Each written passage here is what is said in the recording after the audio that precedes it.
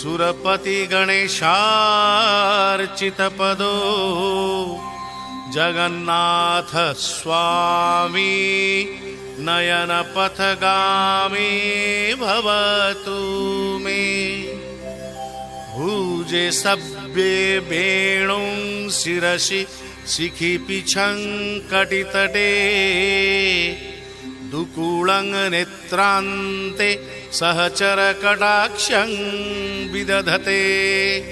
सदा श्रीमद् वृन्दावन वसति लीला परिचयो जगन्नाथ स्वामी नयनपथगामी भवतु मे। महं बोधिस्तीरे कनकरुचिरे नीलशिखरे